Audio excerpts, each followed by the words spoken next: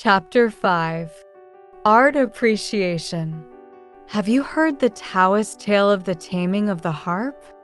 Once in the hoary ages, in the ravine of Lung Men, stood a kiri tree, a veritable king of the forest. It reared its head to talk to the stars.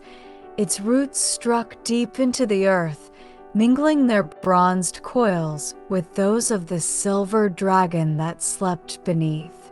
And it came to pass that a mighty wizard made of this tree a wondrous harp, whose stubborn spirit should be tamed, but by the greatest of musicians. For long the instrument was treasured by the Emperor of China, but all in vain were the efforts of those who in turn tried to draw melody from its strings. In response to their utmost strivings, there came from the harp but harsh notes of disdain, ill according with the songs they fain would sing. The harp refused to recognize a master. At last came Peiwo, the prince of harpists. With tender hand he caressed the harp as one might seek to soothe an unruly horse, and softly touched the chords. He sang of nature and the seasons, of high mountains and flowing waters, and all the memories of the tree awoke. Once more the sweet breath of spring played amidst its branches. The young cataracts, as they danced down the ravine, laughed to the budding flowers. Anon were heard the dreamy voices of summer with its myriad insects, the gentle pattering of rain, the wail of the cuckoo. Hark! A tiger roars. The valley answers again. It is autumn. In the desert night, sharp like a sword, gleams the moon upon the frosted grass. Now winter reigns, and through the snow-filled air swirl flocks of swans, and rattling hailstones beat upon the boughs with fierce delight. Then Peiwo changed the key and sang of love. The forest swayed like an ardent swain deep lost in thought.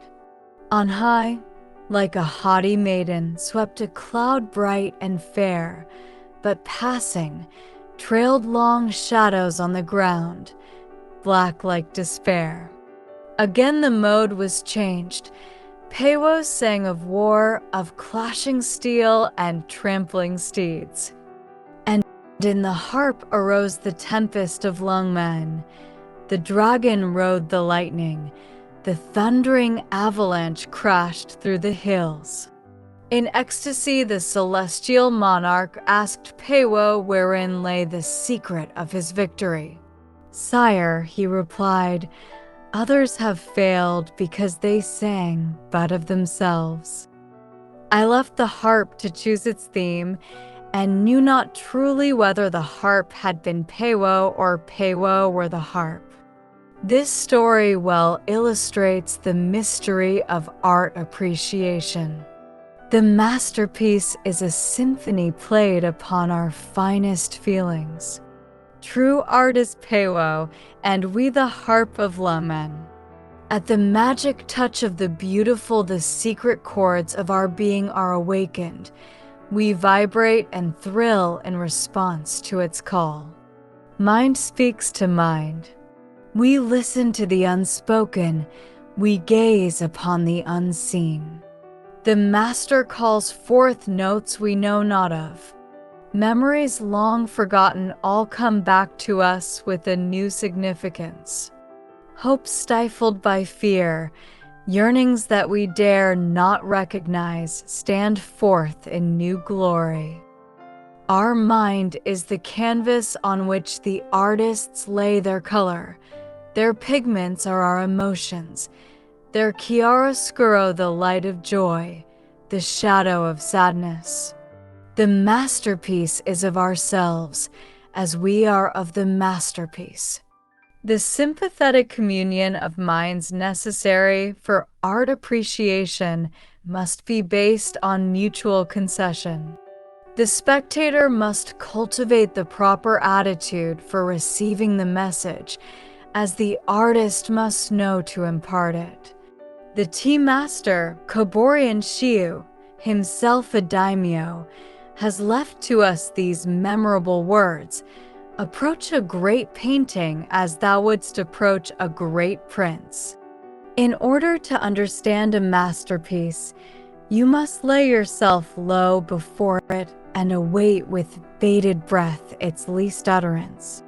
An eminent Sung critic once made a charming confession. Said he, "In my young days I praised the master whose pictures I liked, but as my judgment matured, I praised myself for liking what the masters had chosen to have me like." It is to be deplored that so few of us really take pains to study the moods of the masters. In our stubborn ignorance, we refuse to render them this simple courtesy, and thus often miss the rich repast of beauty spread before our very eyes. A master has always something to offer, while we go hungry solely because of our own lack of appreciation. To the sympathetic, a masterpiece becomes a living reality towards which we feel drawn in bonds of comradeship. The masters are immortal, for their loves and fears live in us over and over again. It is rather the soul than the hand, the man than the technique, which appeals to us. The more human the call, the deeper is our response. It is because of this secret understanding between the master and ourselves that in poetry or romance we suffer and rejoice with the hero and heroine. Chikamatsu, our Japanese Shakespeare, has laid down as one of the first principles of dramatic composition the importance of taking the audience into the confidence of the author. Several of his pupils submitted plays for his approval, but only one of the pieces appealed to him. It was a play somewhat resembling the Comedy of Errors, in which twin brethren suffer through mistaken identity. This, said Chikamatsu, has the proper spirit of the drama, for it takes the audience into consideration. The public is permitted to know more than the actors. It knows where the mistake lies and pities the poor figures on the board who innocently rush to their fate. The great masters both of the East and the West never forgot the value of suggestion as a means for taking the spectator into their confidence. Who can contemplate a masterpiece without being awed by the immense vista of thought presented to our consideration? How familiar and sympathetic are they all? How cold in contrast the modern commonplaces. In the former, we feel the warm outpouring of a man's heart. In the latter, only a formal salute. Engrossed in his technique, the modern rarely rises above himself. Like the musicians who vainly invoked the Lungmen harp, he sings only of himself. His works may be nearer science, but are further from humanity. We have an old saying in Japan that a woman cannot love a man who is truly vain, for there is no crevice in his heart for love to enter and fill up. In art, vanity is equally fatal to sympathetic feeling, whether on the part of the artist or the public. Nothing is more hallowing than the union of kindred spirits in art. At the moment of meeting, the art lover transcends himself. At once he is and is not. He catches a glimpse of infinity, but words cannot voice his delight, for the eye has no tongue. Freed from the fetters of matter, his spirit moves in the rhythm of things. It is thus that art becomes akin to religion and ennobles mankind. It is this which makes a masterpiece something sacred. In the old days, the veneration in which the Japanese held the work of the great artist was intense. The tea masters guarded their treasures with religious secrecy, and it was often necessary to open a whole series of boxes, one within another, before reaching the shrine itself, the silken wrapping within whose soft folds lay the Holy of Holies. Rarely was the object exposed to view, and then only to the initiated. At the time when Teaism was in the ascendancy, the Taiko's generals would be better satisfied with the present of a rare work of art than a large grant of territory as a reward of victory. Many of our favorite dramas are based on the loss and recovery of a noted masterpiece.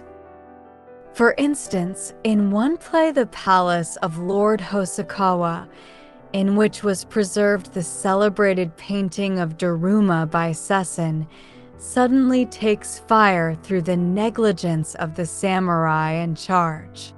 Resolved at all hazards to rescue the precious painting, he rushes into the burning building and seizes the kakemono, only to find all means of exit cut off by the flames. Thinking only of the picture, he slashes open his body with his sword, wraps his torn sleeve about the sesson, and plunges it into the gaping wound. The fire is at last extinguished. Among the smoking embers is found a half-consumed corpse, within which reposes the treasure uninjured by the fire.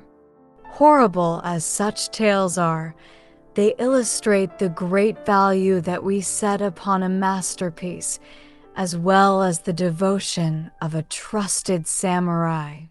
We must remember, however, that art is of value only to the extent that it speaks to us. It might be a universal language if we ourselves were universal in our sympathies.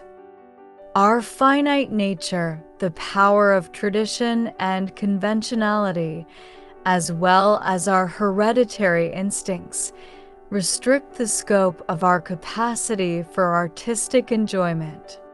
Our very individuality establishes, in one sense, a limit to our understanding, and our aesthetic personality seeks its own affinities in the creations of the past.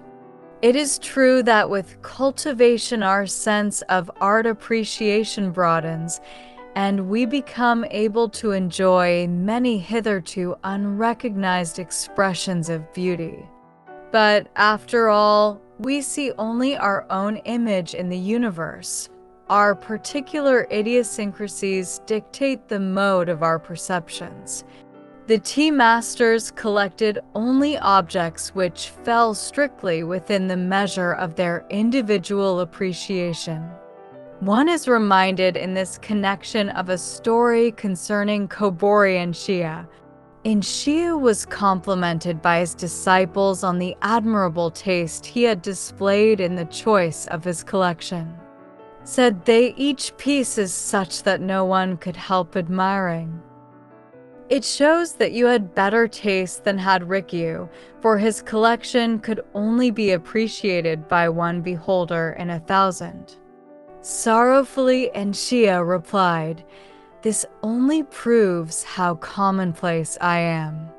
The great Rikyu dared to love only those objects which personally appealed to him, whereas I unconsciously cater to the taste of the majority. Verily, Rikyu was one in 1,000 among tea masters. It is much to be regretted that so much of the apparent enthusiasm for art at the present day has no foundation in real feeling. In this democratic age of ours, men clamor for what is popularly considered the best, regardless of their feelings. They want the costly, not the refined, the fashionable, not the beautiful. To the masses, contemplation of illustrated periodicals, the worthy product of their own industrialism, would give more digestible food for artistic enjoyment than the early Italians or the Ashikaga masters whom they pretend to admire. The name of the artist is more important to them than the quality of the work. As a Chinese critic complained many centuries ago, people criticize a picture by their ear. It is this lack of genuine appreciation that is responsible for the pseudo-classic horrors that today greet us wherever we turn. Another common mistake is that of confusing art with archaeology. The veneration born of antiquity is one of the best traits in the human character, and fain would we have it cultivated to a greater extent. The old masters are rightly to be honored for opening the path to future enlightenment.